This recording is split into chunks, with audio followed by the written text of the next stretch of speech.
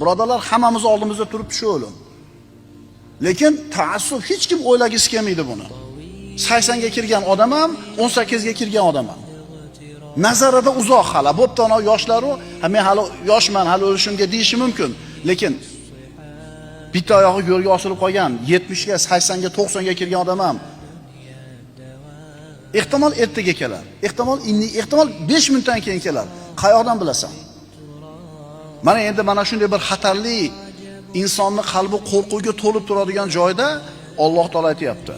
Robbim Alloh deb shu so'zni ustida ustuvo turgan odamlar o'lim soatida ularning oldilariga farishtalar tushib aytishadiki: "Alla tahofu va la tahzanu."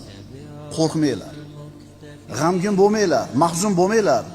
Sizlarga va'da qilingan jannat xushxabari bilan shodlaninglar. Mana endi qo'rquv ketdi.